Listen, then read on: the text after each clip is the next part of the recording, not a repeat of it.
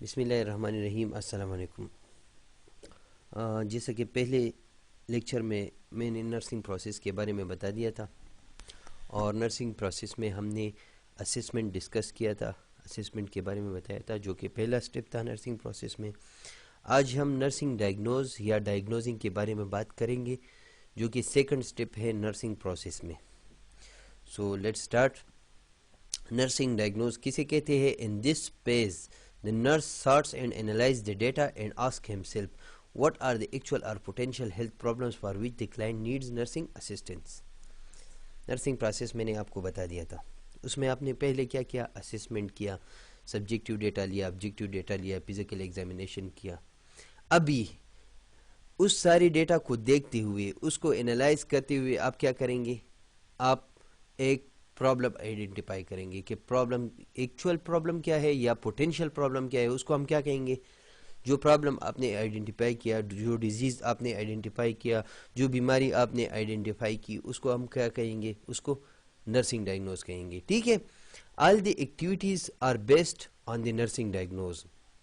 जितनी भी एक्टिविटीज़ हम नर्सिंग केयर में करते हैं, नर्सिंग केयर प्लान में करते हैं, नर्सिंग केयर प्लान जब हम बनाते हैं और उसमें जितनी भी इंटरवेंशंस हम करते हैं तो वो किस चीज़ पे बेस होते हैं, किस चीज़ के पे डिपेंडेंट होते हैं? इस नर्सिंग डायग्नोज पे। क्यों? क्योंकि नर्सिंग डायग्नोज में हमें प्रॉब्लम का पता चलता है और उसी प्रॉब्लम के लिए हम क्या देते हैं? हम उसके लिए इंटरवेंशंस देते हैं या केयर देते हैं। ठीक है। अभी ये नेंडा मैंने आपके इंफॉर्मेशन के लिए वैसे ही डाला है, ये नाम कभी आपके सामने आ जाएगा। नेंडा क्या है? North American nursing diagnosis association. इसका एक अलग बुक भी है नेंडा का, जिसमें सारे नर्सिंग रजिस्टर्ड नर्सिंग डायग्नोसिस है। ठीक है। Is the recognized association for the contribution of nurses in America and Canada. America और कनाडा में ये एक एसोसिएशन है जहाँ पर जो जितनी भी नर्सिंग डायग्नोसिस है वो रजिस्टर्ड होते हैं। ठीक है। ये एक एसोसिएशन है किस चीज़ के लिए? नर्सिंग डायग्नोसिस के लिए। सही है। अभी आगे जाते हैं। नर्सिंग डायग्नोस्टिक प्रोसेस क्या है? किस प्रोसेस के थ्रू हम एक नर्सिंग डायग्नोज बनाते हैं? It consist of the following steps. ये आप मतलब ज़रूरी नहीं है कि ये स्टेप्स आप लिखते हो या इस स्टेप्स पे आप सिस्टमेटिकली चलते हो, ये सिस्टमेटिकली नहीं है, लेकिन जस्ट आपके इंफॉर्मेशन के लिए है थ्रू विच प्रोसेस आप एक नर्सिंग डायग्नोज बनाते हैं। तो 3 स्टेप्स है। Analyse data. सबसे पहले आप डेटा को देखते हैं, डेटा को एनालाइज करते हैं। उसके बाद आइडेंटिफाई हेल्थ प्रॉब्लम आइडेंटिफाई करना है। फॉर एग्जांपल आपने आइडेंटिफाई कर लिया कि the patient is having pain. किस चीज़ से आपने आइडेंटिफाई किया? डेटा से आपने आइडेंटिफाई किया। ठीक है। या आपने डेटा से ही आइडेंटिफाई किया कि the patient is in shortness of breath, SOB में है पेशेंट। तो ये आपने किस चीज़ से आइडेंटिफाई कर लिया? प्रॉब्लम से आइडेंटिफाई कर लिया। ठीक है। And make diagnostic statement. और उसके लिए आप एक मेडिकल स्टेटमेंट लिखते हो, एक मेडिकल टर्मिनोलॉजी में आप एक स्टेटमेंट रिटन फॉर्म में लिखते हो, तो उसको हम क्या कहेंगे? नर्सिंग डायग्नोज कहेंगे। ठीक है। I think it is so easy. अच्छा, अभी कंपोनेंट्स इसके क्या क्या है जो कि बहुत इंपॉर्टेंट है। एक है प्रॉब्लम स्टेटमेंट, दूसरा है etiology and the third is defining characteristic. क्या क्या है? Problem statement, etiology and defining characteristics. अभी इन तीनों को हम डिस्कस करेंगे, फर्दर एक्सप्लेन करेंगे। अच्छा, प्रॉब्लम स्टेटमेंट किसे कहते हैं? It describes the clients health status and directs you toward the formation of nursing interventions. जैसे ही मतलब आप हिस्ट्री को देखते हो, आप असेसमेंट को देखते हो, जो असेसमेंट आपने की है, जो फिजिकल एग्जामिनेशन आपने की है, उसके थ्रू आपने एक नर्सिंग डायग्नोज बना लिया। तो नर्सिंग डायग्नोज जब आप लिखते हो या जो रिटन फॉर्म में हो या नर्सिंग डायग्नोज को आप रीड करते हो, तो उसमें 3 कंपोनेंट्स आपको दिखेंगे। Number 1 is problem statement. Problem statement आपको कैसे दिखेगा? ये वो चीज़ है जिससे आपको पता चलेगा कि पेशेंट का हेल्थ स्टेटस क्या है, पेशेंट का एक्चुअल प्रॉब्लम क्या है। पेशेंट का एक्चुअल प्रॉब्लम आपने ये याद रखना है, एक्चुअल प्रॉब्लम या present nursing diagnose. Actual problem patient का क्या है, इससे आपको ये पता चलता है। किस चीज़ से पता चलता है? प्रॉब्लम स्टेटमेंट से पता चलता है कि पेशेंट का एक्चुअल प्रॉब्लम क्या है। क्लियर? एटियोलॉजी से मीन्स काज। इटियोलॉजी की मानी है काज। इट आइडेंटिफाइज वन और more causes of the health problem. जो हेल्थ प्रॉब्लम आई है, जो पेशेंट किसी बीमारी के साथ आया है, उसके रीजंस क्या है, उसके वजूहात क्या है, इससे आपको किस चीज़ का पता चलेगा? वजूहात का पता चलेगा, इटियोलॉजी का पता चलेगा, कास का पता चलेगा। ये मैं एग्जाम्पल में फिर आपको डिस्कस करूँगा, आप फिर वेरी क्लियर आपको हो जाएगा, ठीक है। It also gives direction towards the required care, और ये भी रिक्वायर्ड केयर की तरफ हमें क्या देता है? डायरेक्शन देता है। पहले प्रॉब्लम स्टेटमेंट में हमें प्रॉब्लम का पता चलता है तो हम नर्सिंग इंटरवेंशन उसके लिए बनाते हैं।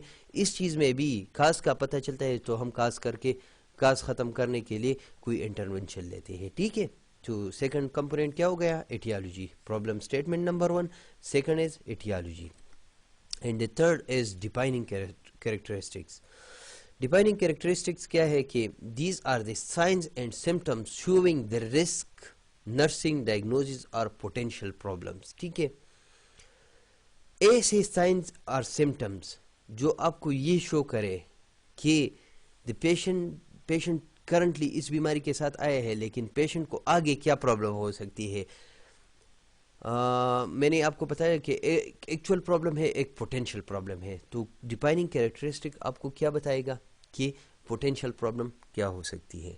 आप जब नर्सिंग डायग्नोज रीड करेंगे तो आपको प्रॉब्लम स्टेटमेंट भी दिखेगा, आपको इटियोलॉजी भी दिखेगी, और साथ साथ में ज़रूरी नहीं है कि पोटेंशियल प्रॉब्लम इसमें मेंशन हो, लेकिन आपको ऐसे साइन एंड सिम्टम्स दिए गए होंगे नर्सिंग डायग्नोज में, आपको ऐसे साइन एंड सिम्टम्स दिखेंगे कि आपको पता चलेगा कि पोटेंशियल प्रॉब्लम ये हो सकती है, पेशेंट को ये प्रॉब्लम भी हो सकती है।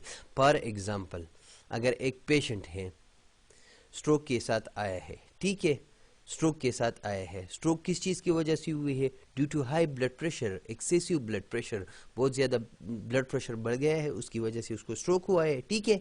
तो इसमें आपको क्या प्रॉब्लम क्या है? स्ट्रोक है। दूसरा क्या हो गया? इटियोलॉजी आपकी क्या हो गई? हाई ब्लड प्रेशर हो गई, ठीक है। और द थर्ड वन इज आपको पोटेंशियल रिस्क क्या दिखेगा कि पेशेंट बेड पे पड़ा है तो इसको बेड सोर हो सकता है, ठीक है। तो ये क्या हो गया? ये डिफाइनिंग कैरेक्टरिस्टिक होगा। आगे मैं एक और एग्जांपल में समझाता हूं। मैं अभी देखिए यहाँ पर क्या लिखा है? Ineffective airway clearance. Ineffective airway clearance, ये क्या हो गया? ये आपका हो गया प्रॉब्लम स्टेटमेंट। देखिए प्रॉब्लम स्टेटमेंट हो गया, ठीक है, क्योंकि क्या लिखा है? इनइफेक्टिव एयरवे क्लियरेंस एक प्रॉब्लम है ना, related to accumulation of secretion in the airway as evidenced by abnormal breath sounds, ठीक है। अभी इस स्टेटमेंट को देखिए, accumulation of secretions in the airway, ये क्या हो गया? ये इसकी एटियोलॉजी हो गई, ठीक है, एटियोलॉजी इसकी हो गई। अच्छा, अभी डिफाइनिंग कैरेक्टरिस्टिक्स इसमें क्या हो सकती है, मतलब पोटेंशियल प्रॉब्लम क्या हो सकती है? एक पेशेंट है, इनइफेक्टिव एयरवे क्लियरेंस है उसका, और एक्यूमुलेशन ऑफ सिक्रीशंस है, उसकी वजह से उसको इनइफेक्टिव एयरवे है उसकी, ठीक है। तो इसकी प्रॉब्लम क्या हो सकती है? मैं अगर एग्जांपल दे दूं कि इसकी डिफाइनिंग कैरेक्टरिस्टिक्स ये हो सकती है, या पोटेंशियल प्रॉब्लम इसके पेशेंट की ये हो सकती है कि इसको एक्टिविटी इंटॉलरेंस हो सकती है, कि वो जब एक्टिविटी करेगा तो वो जल्द थकेगा। तो क्या हो गया? ये इसका पोटेंशियल प्रॉब्लम हो गया, ठीक है। ये दूसरा एग्जांपल भी है, altered nutrition less than body requirement related to decrease desire to eat secondary decrease desire to eat secondary to chemotherapy, ठीक है। ये दूसरा एग्जांपल होगा, ये जस्ट मैंने नर्सिंग डायग्नोस के एग्जांपल दिए हैं। और third one is high risk for impaired skin integrity related to bed rest, ठीक है। अच्छा, फिर अब हम प्लानिंग के बारे में बात करेंगे कि थर्ड स्टेप है नर्सिंग प्रोसेस में नर्सिंग डायग्नोज। मेरे ख्याल में सबको समझ आ गया होगा। फिर भी कोई क्वेश्चन हो तो व्हाट्सएप पे मैसेज करके, वॉइस मैसेज पे आप मुझसे क्वेश्चन पूछ सकते हैं और मैं आंसर दूंगा एज सुन एज पॉसिबल, ठीक है। प्लानिंग के बारे में हम बात करेंगे, जो कि थर्ड स्टेप है इन द नर्सिंग प्रोसेस, ठीक है। Planning involves a series of steps in which the nurse and the client set priorities and goals to resolve or minimize the identical problems of the client. First step में आपने assessment कर लिया, head to to examination भी कर लिया patient का फिर nursing diagnose में आपने एक प्रॉब्लम आइडेंटिफाई किया पेशेंट का कि पेशेंट का प्रॉब्लम क्या है, एक्चुअल प्रॉब्लम क्या है या पोटेंशियल प्रॉब्लम क्या है, वो आपको नर्सिंग डायग्नोज में पता चला। अभी थर्ड स्टेप क्या है, प्लानिंग है। प्लानिंग में हम क्या करते हैं कि जो प्रॉब्लम आई है उसके लिए हम प्लानिंग करेंगे कि उसको हम कैसे ख़त्म करेंगे, हमने क्या करना है। हमने एक प्लान बनानी है कि ये चीज़ करके, ये इंटरवेंशंस करके हमने वो ख़त्म करना है। ये इसका पेशेंट का जो प्रॉब्लम है ये हमारा एक गोल होगा कि हमने वो ख़त्म करना है। या तो हमने रिज़ॉल्व करना है, या तो हमने पेशेंट प्रॉब्लम को रिज़ॉल्व करना है या मिनिमाइज़ करना है। रिज़ॉल्व कैसे करना है, फॉर एग्जांपल एक पेशेंट है उसको सीवियर पेन हो रहा है, ठीक है, सीवियर पेन उसको हो रहा है तो उसको उसकी पेन हम क्या कर सकते हैं, उसको कम कर सकते हैं, ठीक है। या एक पेशेंट है वो बहुत ज़्यादा डिप्रेशन में है तो उसके साथ हम बातें करके उसे कहे कि अपने आप को एक्सप्रेस करो और उससे बातें करके उसकी माइंड को डाइवर्ट करें, उसकी डिप्रेशन को मिनिमाइज कर सकते हैं, ठीक है। This page involves decision making and problem solving. इसमें हम डिसीजन मेकिंग करते हैं, डिसीजन लेते हैं और प्रॉब्लम सॉल्व करते हैं, ठीक है। अभी let me make it more simple to you. Planning simple सी बात है कि जो नर्सिंग डायग्नोज हमने बनाया है उसमें हमने क्या किया है, प्रॉब्लम आइडेंटिफाई किया है ना। जो प्रॉब्लम हमने आइडेंटिफाई किया है उसको रिजॉल्व करने के लिए हम क्या प्लान करते हैं, उसको हम क्या कहेंगे, प्लानिंग कहेंगे, ठीक है। अभी इसके पेजेस है, टाइप्स है।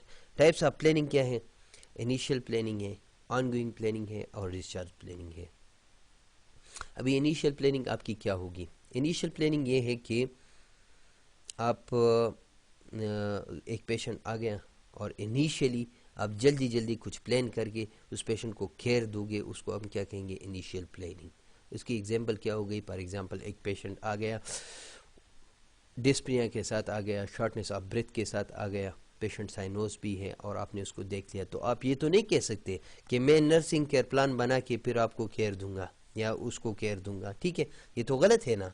इनिशियली आपने उसको जल्दी जल्दी जो केयर देना है, जो केयर देंगे उसको हम क्या कहेंगे, इनिशियल प्लानिंग कहेंगे या इनिशियल केयर कहेंगे, ठीक है। पेशेंट को आपने बेड पे लेटा दिया, उसको प्रॉपर पोजीशन में कर लिया, ऑक्सीजन दे दिया और बार बार उसका आप वो देख रहे हैं, रिस्पायरेटरी पैटर्न देख रहे हैं और रिस्पायरेटरी रेट देख रहे हैं, तो ये क्या हो गया, ये इनिशियल प्लानिंग हो गया, ठीक है। अभी ऑनगोइंग प्लानिंग वो है जो जब एक पेशेंट है आपके साथ, वही पेशेंट है फॉर एग्जांपल जो एसओबी के साथ आया था, आपने इनिशियली उसको एडमिट किया है, वो आपके साथ बेड रिडन है, अभी वो बेड पे पड़ा है, बेड पे पड़ा है आपके साथ, वार्ड में एडमिट है, 2-3 दिन है, 4 दिन है, 5 दिन है, कुछ भी जो भी प्लान है आपका। तो रूटीन बेस पे आप जो प्लानिंग करते हो, डेली आप अपने शिफ्ट में आते हो, प्लान करते हो कि आज मैंने ये करना है, फॉर एग्जांपल मैंने आज 1 आवरली या 2 आवरली इस पेशेंट के वाइटल्स चेक करने हैं, 2 आवरली मैंने इस पेशेंट की पोजीशन चेंज करने हैं, मैंने इस पेशेंट को नर्सिंग एजुकेशन देनी है आज इस बात पे। तो ये क्या हो गया, ये आपका ऑन गोइंग प्लानिंग हो गया जो कि आप रूटीन बेसिस या डेली बेसिस पे करते हो, ठीक है, ये क्या हो गया, ऑन गोइंग प्लानिंग हो गया। और डिस्चार्ज प्लानिंग वही प्लानिंग है जो जब एक पेशेंट डिस्चार्ज हो रहा हो और उसको आप नर्सिंग एजुकेशन दे कि घर में आपने खुद की केयर कैसे करनी है, या उसके अटेंडेंट्स को आप बताएं कि आपने अपने पेशेंट को, आपने अपने रिलेटिव को कैसे केयर देनी है, ठीक है, सही है। तो ये क्या हो गया, डिस्चार्ज प्लानिंग हो गया। अभी गोल्स और एक्सपेक्टेड आउटकम्स के बारे में हम बात करेंगे कि गोल्स क्या है, एज अ डिजायर्ड आउटकम और change in client behaviour. Basically planning और गोल्स एक ही चीज़ है, मींस प्लानिंग में हम अपने गोल्स बनाते हैं, ये हमारे प्लानिंग क्या होगी, हमारी यही प्लानिंग होगी कि हम गोल्स बना लें कि ये प्रॉब्लम हमने सेट करनी है, ये प्रॉब्लम्स हमने रिजॉल्व करने हैं, ये प्रॉब्लम्स हमने मिनिमाइज करनी है, ठीक है। तो goal is a desired outcome और चेंज इन क्लाइंट बिहेवियर। या तो हम क्लाइंट के बिहेवियर में चेंज लाए, या कोई डिज़ायर्ड आउटकम जो हम चाहते हैं वही हो जाए, उसको हम क्या कहेंगे, गोल कहेंगे। सिंपल इंग्लिश का डिफिनीशन है ये। The nurse sets goals for each nursing diagnosis to attain the resolution of the problem specified in the nursing diagnose. ठीक है। अच्छा, नर्स क्या करती है, गोल सेट करती है हर एक नर्सिंग डायग्नोज के लिए। मेन एम क्या होता है कि जो प्रॉब्लम्स है नर्सिंग डायग्नोज में वो रिजॉल्व कर ले। अच्छा, एक बात let me tell you one thing here, कि आपके पास नर्सिंग केयर प्लान में नर्सिंग डायग्नोज होता है और गोल्स भी होते हैं। तो ये याद रखिए कि हर एक नर्सिंग डायग्नोज के लिए अलग अलग गोल्स आप बनाएंगे। ठीक है। ये याद रखिए कि एक नर्सिंग डायग्नोज के लिए 2-3 गोल्स आप बना सकते हैं।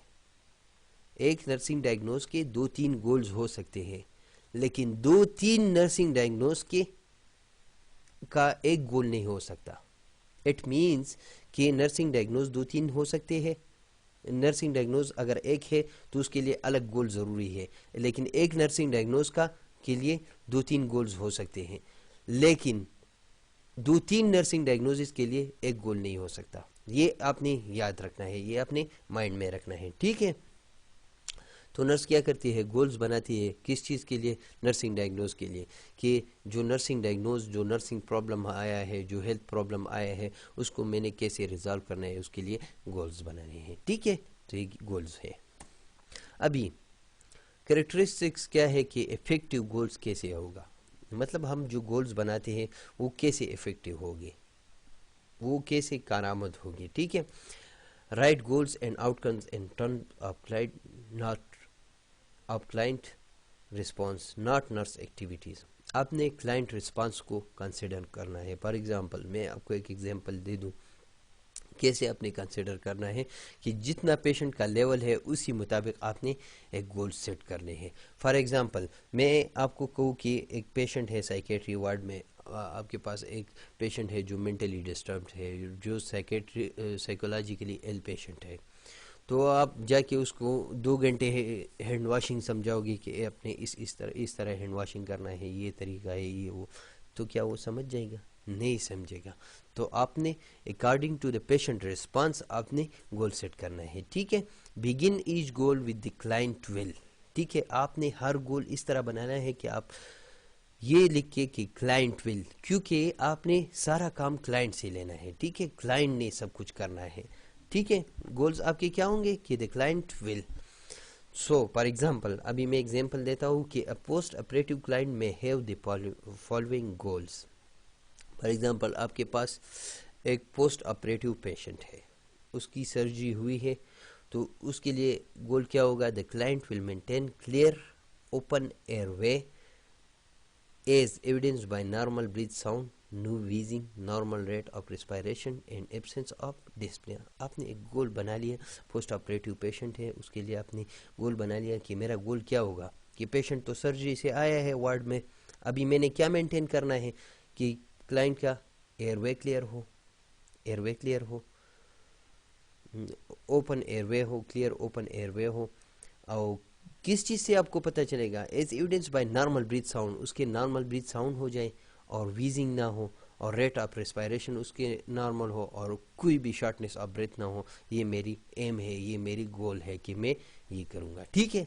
तो आपने अपने लिए एक गोल सेट कर लिया। अच्छा, अभी मेक श्योर दे कंटिन्यू है। इफेक्टिव गोल्स कैसे हम बनाएंगे, कैरेक्टरिस्टिक्स क्या होगी, खुसूसियात क्या होगी इसकी। Make sure the goal statement is appropriate for the nursing diagnosis. आप जो गोल स्टेटमेंट बनाते हो, जो गोल बनाते हो, वो अप्रोप्रिएट होना चाहिए, कंपेटेबल होना चाहिए नर्सिंग डायग्नोस के बारे में।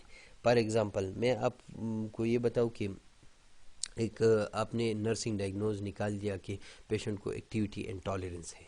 एक्टिविटी इंटॉलरेंस है मींस वो एक्टिविटी नहीं कर सकता, और उसके लिए आप गोल बना लो कि the patient pain will be relieved, the client will be able to walk clearly and will have no pain. तो ये क्या होगा, ये related to the nursing diagnose नहीं हुआ। तो हम हमेशा इस तरह गोल बनाएंगे कि वो रिलेवेंट हो, वो कंपेटिबल हो विद द नर्सिंग डायग्नोज। ठीक है। Be sure that the outcome are realistic for the client capabilities, limitation and designated time span. हम जो गोल बना रहे हैं, जो गोल हम बना रहे हैं नर्सिंग डायग्नोज के लिए, ये हमने ये ख्याल रखना है कि रियलिस्टिक हो, मींस रियल अचीवेबल हो, और पेशेंट की कैपेबिलिटीज़ और लिमिटेशंस का हम ख्याल रख के ये गोल बनाए। ठीक है। और जो टाइम स्पेन हमने लिया है उस टाइम स्पेन में अचीवेबल हो, उसके लिए रिलेवेंट हो। कैसे? फॉर एग्जांपल मैं आपको एग्जांपल मैंने लिखा है यहाँ पे, the client will walk with crutches on stairs. ये इररिलेवेंट है, may be unrealistic for elderly women with heavy leg cast. Crutches आप देखते हैं ना, जिसको हम बिसाके कहते हैं, टोकान चिमू पुश्तों के वायु नो। अभी हमने ये बात कर ली ना कि client will work with crutches on stairs. It is impossible for elderly women. वो किस तरह बैसाखियों के साथ स्टेयर्स में वॉक करेगी? ठीक है। तो ये एक अनरियलिस्टिक गोल हो गया। तो हमने अनरियलिस्टिक और पेशेंट की कैपेबिलिटीज़, ये सब चीज़ों का हमने ख्याल रखना है। ठीक है। अच्छा, कंटिन्यू है characteristics. Ensure that the goals and expected outcomes are compatible with the work and therapies of other professionals. जितनी भी हेल्थ केयर प्रोफेशनल्स है, फॉर एग्जांपल एक पेशेंट अगर आपके साथ हॉस्पिटल में एडमिट है, तो ज़रूरी तो नहीं है कि वो सिर्फ एक ही प्रॉब्लम के साथ एडमिट है, उसके मल्टीपल प्रॉब्लम्स हो सकते हैं। फॉर एग्जांपल एक स्ट्रोक वाला पेशेंट है, स्ट्रोक वाला पेशेंट है तो उसकी क्या होती है, डेली बेसिस पे फिजियोथेरापी होती है। तो हमने उसके वर्क का भी ख्याल रखना है कि ऐसा ना हो कि हम, फॉर एग्जांपल फिजियोथेरापिस्ट ने कहा है कि फॉर 4-5 आवर्स पेशेंट ने कोई एक्टिविटी नहीं करनी है। ठीक है। फिजियोथेरापिस्ट ने फॉर एग्जांपल कहा है, कोई और किसी और डॉक्टर ने कहा है, और हम एक ऐसा गोल सेट कर ले कि पेशेंट को हम कहें कि आपने मोबाइल होना है, एक्सरसाइज लेना है अपनी, तो ये आपका गोल फिर गलत होगा। तो आपने जितने भी हेल्थ केयर प्रोफेशनल्स है, हेल्थ केयर टीम है, उनके जो थेरापीज़ है उनका भी उसका भी ख्याल रखना है। ठीक है। Make sure that each goal is derived from only one nursing diagnosis. ये मैंने वो बात पहले भी की है कि make sure that each goal is derived from only one nursing diagnose, कि आप जो भी गोल बनाते हैं वो एक ही नर्सिंग डायग्नोज से हो। मैंने आपको कहा एक नर्सिंग डायग्नोज के 2-3 गोल्स हो सकते हैं, लेकिन 2-3 नर्सिंग डायग्नोज की का एक गोल नहीं हो सकता। ऐसा ना हो कि आप एक पेशेंट को असेस कर लो, फिर नर्सिंग डायग्नोसिस 3-4 बना लो आप, और 3-4 का आप एक ही गोल बना लो कि मेरा गोल ये है कि ये होगा। ये गलत होगा। ठीक है। तो हर नर्सिंग डायग्नोज से आपने एटलीस्ट एक एक गोल बनाना है, लेकिन एक से ज़्यादा आप एक नर्सिंग डायग्नोज के लिए गोल बना सकती है। अच्छा, when writing expected outcomes use observable measure terms। जब आप एक्सपेक्टेड आउटकम्स लिख के तो ऐसे टर्म्स यूज़ करें जो दूसरे हेल्थ केयर प्रोफेशनल्स को समझ आए। मतलब आप ऐसे टर्मिनोलॉजीज यूज़ करें जो सबको समझ आए, अपने हिंट्स में ना लिख के। ठीक है। ये सिंपल सी बात है। ये आप ज़रा देख ले कि कंसिडर रंबा व्हेन मेकिंग गोल्स। जब आप गोल्स बना रहे हो ना, तो उस टाइम आप ये फार्मूला जहन में रख के कि आपका गोल रियलिस्टिक हो। रियलिस्टिक मैंने आपको बताया किस तरह हो, अंडरस्टैंडेबल हो, मींस सबको समझ आए। इस तरह का गोल आप बनाए कि सबको समझ आए। मेयरेबल हो, मेयरेबल मींस कि आप उसको असेस करें बाद में, तो आपको एवाल्वेशन हो कि मतलब मैंने कुछ अचीव किया कि नहीं, तो मेजरेबल गोल होना चाहिए। बिहेवियरल हो, बिहेवियरल इस तरह हो कि मतलब ऐसा ना हो कि पेशेंट उससे गिल्टी फील करे। आप ऐसा गोल बना लो कि पेशेंट को ऐसे इंटरवेंशंस दो कि वो गिल्टी फील करे। तो बिहेवियरल हो। ठीक है। और अचीवेबल हो। अचीवेबल मींस इस तरह हो कि अचीव हो, मतलब ऐसा ना हो कि आप शेख चिल्ली की तरह हवा में ख्वाब उड़ाते जाओ और फिर वो अचीव ना कर सको। तो अचीवेबल गोल होना चाहिए। ठीक है। अच्छा, अभी टाइप्स ऑफ गोल्स है कि गोल्स के टाइप्स क्या क्या है। एक है शॉर्ट टर्म गोल्स और दूसरा है long term goals. Short term goals कौन से हैं? शॉर्ट टर्म गोल्स वो गोल्स हैं जो कि हम शॉर्ट टर्म मीन्स जल्दी अचीव करना चाहते हैं, ठीक है। और लॉन्ग टर्म गोल्स वो है अक्सर इस तरह होता है जो कि हम eight the discharge of the patient achieve करना चाहते हैं। मैं आपको एक एग्जांपल देता हूँ कि शॉर्ट टर्म गोल्स हमारे क्या होंगे कि हमारे पास एक पेशेंट आ गया, उसको फ्रैक्चर वाला पेशेंट आ गया, उसको क्या है प्रॉब्लम, उसकी क्या है, पेन है उसको, प्लस उसका फ्रैक्चर है। तो हमारा शॉर्ट टर्म गोल क्या होगा कि उसकी पेन हम रिलीव कर लें, ठीक है। At the end of the shift या after 2 hours the patient pain will be relieve, ठीक है। अच्छा, और लॉन्ग टर्म गोल हमारा क्या होगा कि the patient fracture has been made, जो कि फ्रैक्चर है वो हम ठीक कर ले पेशेंट का, उसको वो का हमारा क्या होगा, वो लॉन्ग टर्म गोल हो गया। या दूसरा एग्जांपल में आपको, सेम पेशेंट है, फ्रैक्चर के साथ आया है, उसको आपने कास्ट डाल दिया, eight the end of the shift, for example evening duty है आपकी, शॉर्ट टर्म गोल आपका क्या है कि मेरा शॉर्ट टर्म गोल ये है कि पेशेंट नहीं, शॉर्ट टर्म गोल आपका ये भी हो सकता है कि 2 दिन बाद पेशेंट की सर्जरी हो गई, फ्रैक्चर हो गया था पेशेंट को और सर्जरी हो गई, कास्ट है पेशेंट के हाथ में, लेकिन आपने अभी शॉर्ट टर्म गोल अपना क्या बना लिया कि the patient will be able to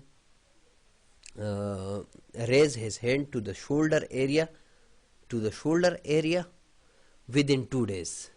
2 दिन में क्या होगा, पेशेंट अपना हाथ जो है वो शोल्डर तक एलिवेट कर सकेगा, ठीक है। ये आपका शॉर्ट टर्म गोल हो गया। लॉन्ग टर्म गोल आपका क्या हो गया कि at the discharge from the hospital the patient will be able to have range of motion exercise at the fracture site, जहां पर फ्रैक्चर हुआ है उस साइट को patient range of motion exercise भी दे सकेगा, ठीक है। ये हमारा क्या हो गया, लॉन्ग टर्म गोल हो गया, ठीक है। ये सिंपल से है। अभी इम्प्लीमेंटेशंस क्या है, इंटरवेंशंस क्या है। In this the nurse performs और delegates the nursing care that were developed in the planning step. जो प्लानिंग स्टेप में, फर्स्ट स्टेप में हमने क्या किया, असेसमेंट किया, सब्जेक्टिव ऑब्जेक्टिव डेटा लिया और फिजिकल एग्जामिनेशन हमने कर लिया। फिर उस डेटा को एनालाइज करते हुए हमने सेकंड स्टेप में नर्सिंग डायग्नोज बना लिया, जिसमें हमने प्रॉब्लम आइडेंटिफाई कर लिया नर्सिंग डायग्नोज में, ठीक है। थर्ड स्टेप में हमने प्लानिंग कर लिया कि हमने क्या करना है, हमारा मकसद क्या है, हमने क्या करना है, पेशेंट को क्या करना है, जो प्रॉब्लम हमने आइडेंटिफाई किया है वो हमने ख़त्म कर लिया। ये हमने क्या किया, थर्ड स्टेप यानी प्लानिंग में कर लिया। अभी फोर्थ स्टेप जो कि इंटरवेंशंस और इम्प्लीमेंटेशन है, उसमें हमने क्या करना है, पेशेंट का जो प्रॉब्लम है, जो प्लान हमने किया है कि हमने पेशेंट का प्रॉब्लम कैसे प्रॉब्लम ख़त्म करना है, तो उस प्रॉब्लम को ख़त्म करने के लिए हमने क्या स्टेप्स लेने हैं, क्या एक्शंस हमने लेने हैं, उसको हम क्या कहेंगे, इम्प्लीमेंटेशंस और इंटरवेंशंस हम कहेंगे, ठीक है। So in this the nurse performs or delegates the nursing care, ठीक है। नर्सिंग केयर हम डेलीगेट करते हैं। नर्स क्या करती है, नर्सिंग केयर डेलीगेट करती है, नर्सिंग केयर डिलीवर करती है। किस चीज़ के लिए, कि प्लानिंग में जो हमने लिखा है, गोल्स में जो हमने लिखा है, वो गोल्स हम अचीव कर लें, ठीक है। सिंपल सी बात है। इम्प्लीमेंटेशन और intervention is putting the nursing care plan into actions. जो नर्सिंग केयर प्लान हमने बना लिया, जो नर्सिंग केयर हमने प्लान किया है, उसको हम क्या कहें, उसको हम एक्शंस में पुट कर लें। सॉरी। अच्छा, अभी एग्जाम्पल क्या है इसकी, assess respiratory rate, rhythm in depth every 2 hourly। For example ये हमने बना लिया कि मैंने आपको बता दिया था कि अगर प्लानिंग में हमने ये लिखा है कि पेशेंट की शॉर्टनेस ऑफ ब्रेथ जो है या डिस्पनिया जो है हमने रिलीव करनी है, हमने रिजॉल्व करनी है, तो उसके लिए हम क्या करते हैं, हम इंटरवेंशन करते हैं कि रेस्पिरेटरी रेट, रिदम, डेप्थ और पैटर्न सब कुछ हम 2 hourly फॉर एग्ज़ाम्पल असेस करते हैं। Encourage deep breathing and cupping exercise ये भी करते हैं, ठीक है। तो ये क्या हो गया, ये इम्प्लीमेंटेशंस और इंटरवेंशंस हो गए। अभी इंटरवेंशंस के टाइप्स हैं 3 टाइप्स है, इंडिपेंडेंट है, डिपेंडेंट है और कोलैबोरेटिव है। इंडिपेंडेंट किसे कहते हैं, are those activities that nurse are licensed to initiate on the basis of their knowledge and skills. जितने भी इंटरवेंशंस नर्स अपने नॉलेज को यूज़ करते हुए इंडिपेंडेंटली, किसी से पूछे बगैर, खुद मुख्तारी से जो भी करते हैं, उसको हम क्या कहते हैं, इंडिपेंडेंट इंटरवेंशंस, जो एक्शंस नर्स खुद ले सकती है, उसे डॉक्टर से या किसी और हेल्थ केयर प्रोफेशनल से पूछने की कोई ज़रूरत नहीं है, इसमें उसको हम क्या कहेंगे, इंडिपेंडेंट इंटरवेंशंस कहेंगे। सिंपल सी बात है कि the interventions in which the nurse is independent is called independent interventions. They include physical care, ongoing assessment, उसमें क्या क्या शामिल है, फिजिकल केयर है, ऑनगोइंग असेसमेंट है, इमोशनल सपोर्ट है, कंफर्ट है, टीचिंग है, काउंसलिंग है एंड एनवायरमेंटल सपोर्ट। ये सब चीज़ें आपको एज अ मेडिकल स्टूडेंट आप सबको समझ आती है, ठीक है। सिंपल सी बात है, ये नर्स के इंडिपेंडेंट इंटरवेंशन ज़रूरी नहीं है कि सिर्फ ये है, बाकी बहुत सारे ऐसी चीज़ें हो सकती है, ऐसी इंटरवेंशंस हो सकती है जो नर्स इंडिपेंडेंटली देती है, लेकिन सिर्फ आपने ये याद रखना है कि इंडिपेंडेंट इंटरवेंशंस वो इंटरवेंशंस है जो नर्स इंडिपेंडेंटली देती है, ठीक है। यह देता है।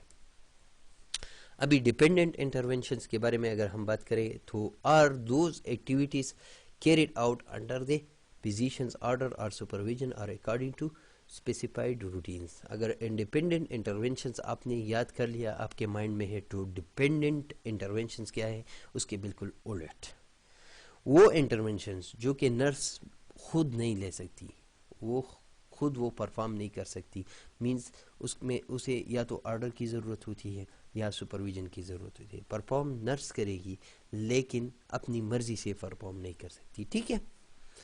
सिर्फ दूसरों के ऑर्डर से या सुपरविजन में या फिजिशियन या डॉक्टर या सर्जन की फिजिशियन के सुपरविजन में परफॉर्म करती है, उसको हम क्या कहेंगे, डिपेंडेंट इंटरवेंशंस कहेंगे। Medical orders commonly include orders, उसकी एग्जांपल क्या है, medical orders commonly include orders for medications, intravenous therapy, diagnostic test, treatments, diet and activity. ये सब कुछ चीज़ें कौन ऑर्डर करता है, फिजिशियन ऑर्डर करता है, ठीक है। अभी डिपेंडेंट इंटरवेंशंस कंटिन्यू है। Nurse is responsible for explaining, assessing the needs and administering the medical orders, ठीक है। ये नर्स की रिस्पॉन्सिबिलिटी है कि नीड असेस करे। फॉर एग्जांपल एक पेशेंट को पेन हो रही है तो आप रिपोर्ट कर ले फिजिशियन को कि पेशेंट इज़ हैविंग पेन, तो वो क्या करेगा, वो ऑर्डर करेगा, मेडिसिन ऑर्डर करेगा इन द चार्ट, और फिर आप क्या करेंगे, वो मेडिसिन आप एडमिनिस्टर करेंगे। Example, check pulse before and after ambulating, do not progress a pulse is greater than 110। ये एक एग्जांपल दिया है कि अगर एक फिजिशियन ने ऑर्डर किया है कि जब आप पेशेंट को मोबाइल करते हो, मोबिलाइज करते हो, तो उस टाइम आप पेशेंट का पल्स चेक किया करें, और अगर पल्स 110 से ग्रेटर हो तो पेशेंट को मोबिलाइज ना करें, तो आपने ये ऑर्डर फॉलो करना है, ठीक है। अच्छा, अभी कोलैबोरेटिव इंटरवेंशंस किसे कहते हैं, all actions the nurse carries out in collaboration with other health team members such as physical therapists, social workers, dietitians and physicians। Simple सी बात है, जो कि वो काम, वो इंटरवेंशंस, वो एक्शंस जो नर्स दूसरे doctors, health care professionals, physicians, surgeons के एज अ टीम के साथ एज अ टीम परफॉर्म करती है, उसको हम क्या कहेंगे, collaborative interventions. Mean as a team work जब नर्स करती है तो उसको हम क्या कहेंगे, और इंटरवेंशंस परफॉर्म करती है तो उसको हम क्या कहेंगे, कोलैबोरेटिव इंटरवेंशंस कहेंगे, ठीक है। एग्जांपल क्या होगा, the physician might order physical therapy to teach the patient crutch walking. For example, physician ने ऑर्डर किया नर्स को, order physical therapy to teach the patient crutch walking. अच्छा, फिजिकल थेरेपी के लिए फिजिशियन ने ऑर्डर किया, ठीक है, फिजिशियन ने ऑर्डर किया फिजिकल थेरेपी के लिए, और कि पेशेंट को फिजिकल थेरेपी दी जाए और क्रच वॉकिंग भी टीच किया जाए। तो ये क्या होगा, फिजिकल थेरापिस्ट भी आएगा और नर्स भी, ये दोनों साथ में क्या करेंगे, पेशेंट को टीच करेंगे क्रच वॉकिंग की, कैसे आपने क्रच वॉकिंग करनी है, बैसाखियों पे आपने चलना है, ठीक है। या दूसरा एग्जांपल मैं आपको दूं कि जब ओटी में सर्जरीज होती है तो उसमें क्या होता है, डॉक्टर खड़ा होता है, एनेस्थीसिया वाला खड़ा होता है, नर्स खड़ा होता है, टेक्नीशियंस भी खड़े होते हैं, तो ये सारा टीम जो है ये स्क्रब होता है और सब अपनी अपनी इंटरवेंशंस परफॉर्म करते हैं, तो इसको हम क्या कहेंगे, ये आपको इसको हम कोलैबोरेटिव इंटरवेंशंस कहेंगे, ठीक है। The nurse would be responsible for informing the physical therapy department and for coordinating the client's care to include the physical therapy session, ठीक है। ये नर्स की रिस्पॉन्सिबिलिटी जस्ट उस एग्जांपल से रिलेटेड एक्सप्लेन की है कि नर्स रिस्पॉन्सिबल होगा कि फ़िज़िकल थेरेपी वालों को, मैंने आपको कहा ना कि फिजिशियन ने ऑर्डर किया फ़िज़िकल थेरेपी का, तो नर्स क्या होगा, इन्फॉर्म करेगा फ़िज़िकल थेरेपी वालों को, और जो कि क्लाइंट केयर जो है वो क्या करेगा, फ़िज़िकल थेरेपी वाले जो आए हैं, जो सेशन हुआ है और जो फ़िज़िकल थेरेपी वाले आए हैं उसके साथ क्लाइंट का केयर जो है वो डिस्कस करेगा, ठीक है। तो ये क्या हो गया, ये कोलैबोरेटिव इंटरवेंशंस हो गई। अभी एवैल्यूएशन है जो कि लास्ट स्टेप है in the nursing process, is assessing the client's response to nursing interventions and comparing the response to the goals or outcomes written in planning phase। अभी evaluation is so easy, so simple कि आपने क्या करना है, जो planning आपने की है, आप नर्सिंग इंटरवेंशंस तो देते हो ना, तो और प्लानिंग आपने बनाई है, जो प्लानिंग आपने बनाई है, जो नर्सिंग इंटरवेंशंस आपने दी है, उसको आप उसकी एवैल्यूएशन, उसका नतीजा आप देख लो कि मैंने जो प्लानिंग्स बना लिए थे और उसके लिए मैंने जो इंटरवेंशंस दे दिए उसका कुछ फ़ायदा हुआ है कि नहीं, ठीक है। एग्जाम्पल क्या हो गया, मैंने आपको वो डिस्पनिया वाला पेशेंट बता दिया था पिछले एग्जाम्पल में, respiratory rate is with in normal range, patient airway is clear. हमने क्या करना था, पेशेंट का एयरवे क्लियर करना था और रिस्पायरेटरी रेट नॉर्मल रेंज में लाना था। तो क्या हो गया, एयरवे भी क्लियर हो गया, रिस्पायरेटरी रेट भी नॉर्मल में आ गया। मींस हमारे जो गोल्स है, हमारी जो प्लानिंग थी वो हमारी बिल्कुल करेक्ट थी, ठीक है। इंटरवेंशंस भी हमने बिल्कुल करेक्ट दे दिए। तो ये हमारी पूरे एनसीपी का खुलासा है, पूरे नर्सिंग केयर प्लान का खुलासा है कि हमें पता चलेगा कि हमने जो एनसीपी बनाई थी उसमें हमसे कोई गलती तो नहीं हुई थी, हमने जो अचीव करना था वो हमने अचीव किया कि नहीं। ज़रूरी नहीं है कि आपने जो प्लानिंग बनाई थी वो आपने एवैल्यूएशन में ज़रूर अचीव करना है, ठीक है। ज़रूरी नहीं है, क्योंकि हो सकता है कि आपने 2-3 गोल्स बना लिए हो कि मैंने ये करना है, पेशेंट का पेन रिलीव करना है, पेशेंट का शॉर्टनेस ऑफ ब्रेथ रिलीव करना है, पेशेंट को कोई का लो इनटेक है वो मैंने ख़त्म करना है, ठीक है, पेशेंट ज़्यादा खुराक ले। तो ज़रूरी नहीं है कि ये तीनों एक साथ हल हो जाए, जो हल हो जाए वो आप एक्सक्लूड कर ले, और जो नहीं हल हुए उसके लिए आप दोबारा एनसीपी नर्सिंग केयर प्लान बनाओगे और दोबारा केयर दे के केयर बनाओगे उसके लिए कि क्या केयर आपने देना है और वो प्रॉब्लम आपने रिजॉल्व करनी है, ठीक है। तो ये हो गया हमारा एवैल्यूएशन। अभी ये एक एग्जांपल दिया है मैंने नर्सिंग केयर प्लान का, ये एनसीपी में यहाँ पर नर्सिंग असेसमेंट वाला वो मिसिंग है, टेबल फॉर्म में होगा, ये आपके एनसीपी जो होगी वो टेबल फॉर्म में होगी। ये दूसरा एग्जांपल मैंने दिया है, देखिए यहाँ पर देखिए, ये नर्सिंग केयर प्लान में सबसे पहले आपका हो गया असेसमेंट। जब भी कोई पेशेंट आपके साथ किसी स्टैंडर्ड जगह पे आप काम कर रहे हो, ये इंशाल्लाह जब आप लोगों की क्लिनिकल स्टार्ट होगी तो मैं कोशिश करूँगा कि ये आप लोगों को असाइनमेंट दे दूँ और आप हॉस्पिटल में भी बना लो। अभी भी मैं असाइनमेंट दूंगा, लेकिन हॉस्पिटल में भी एक असाइनमेंट एक पेशेंट में आपको दूंगा कि इस पे आपने नर्सिंग केयर प्लान बनानी है, ठीक है। तो असिस्मेंट में आप क्या करोगे, सब्जेक्टिव डेटा हो गया, ऑब्जेक्टिव डेटा हो गया, फिजिकल एग्जामिनेशन वगैरह वगैरह, पेशेंट की जितनी भी हिस्ट्री है ये आपने लिख दी, ठीक है।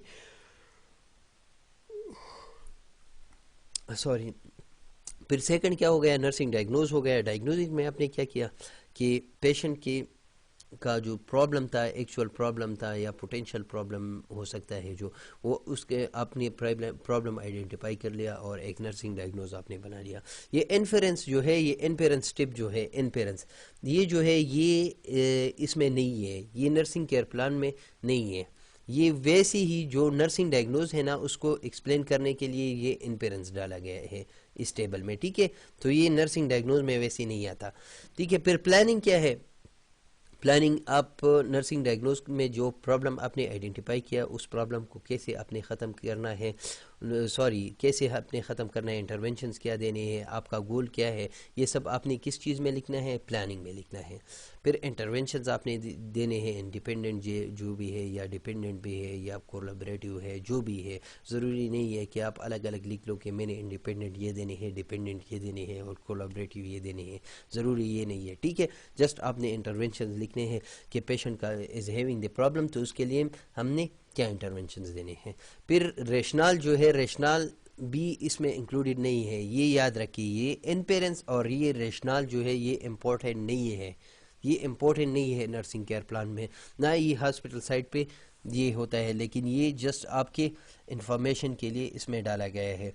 अभी इंटरवेंशंस क्या है, इंटरवेंशन जब आप करते हो, जो काम आप करते हो, और रेशनल में आप क्या लिखोगे कि मैं ये कर रहा हूँ। फॉर एग्जांपल मैं पेशेंट को एंटीपायरेटिक्स दे रहा हूँ, एंटीपायरेटिक्स दे रहा हूँ मींस टेम्परेचर के लिए पेशेंट को कोई टेबलेट्स दे रहा हूँ या कोई इंजेक्शन दे रहा हूँ, तो रेशनल में आप क्या लिखेंगे कि I am giving the patient, I will give tablets Panadol to the patient, 1 tablet TDS, ठीक है। आपने ये लिख दिया इंटरवेंशन में। तो रेशनल में आप क्या लिखेंगे, रेशनल में आप ये लिखेंगे कि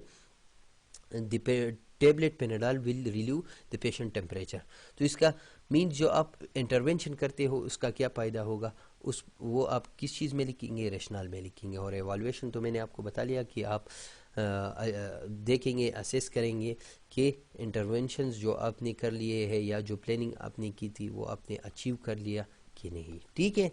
जो चीज़ आपने गोल्स आपने बना लिए थे वो आपने अचीव कर लिए कि नहीं। एवालुएशन में आपने सिंपल ये देखना है कि आपने गोल्स को देखना है, आपने प्लानिंग को देखना है, और ये एवालुएट करना है कि जो गोल्स मैंने बना दिए थे वो मैंने अचीव कर लिए कि नहीं। तो ये हो गया आपका नर्सिंग प्रोसेस, ठीक है। अभी मैं असाइनमेंट दे रहा हूँ आप लोगों को, चूँकि क्लासेस तो नहीं है, तो सारे स्टूडेंट्स जो है वो एक एनसीपी बनाएंगे। पिछली सेमेस्टर में भी मैंने एक नर्सिंग केयर प्लान वैसी दी थी आप लोगों की इन्फॉर्मेशन के लिए कि आपको जस्ट मैं ओवरव्यू दे दूं।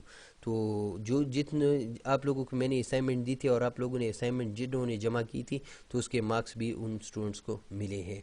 अभी यहाँ पे मैं असाइनमेंट दे रहा हूँ, ठीक है। तो आप इस तरह कर ले कि एक पेज पे ये असाइनमेंट बना ले, नर्सिंग केयर पर प्लान बना ले, किसी भी डिजीज़ पे, किसी भी प्रॉब्लम पे, किसी भी नर्सिंग डायग्नोज पे आप एक नर्सिंग केयर प्लान बना लें।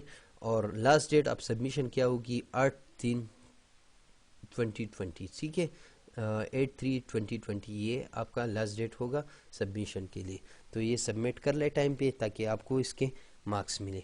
तो और जो भी क्वेश्चन होगा आप मुझसे क्वेश्चन कर सकते हैं, और दुआ करें कि कोरोना वायरस जल्द से जल्द ख़त्म हो जाए, ठीक है। और बस यहाँ पर हमारा क्लास ख़त्म होता है। Thank you so much. इंशाल्लाह नेक्स्ट लेक्चर में मिलेंगे। जो भी क्वेश्चन होंगे आपका, तो आप एनी टाइम मुझसे व्हाट्सएप मैसेज, वॉइस मैसेज पे आस्क कर सकते हैं। मैं इंशाल्लाह एज सून एज पॉसिबल उसका आंसर दूँ।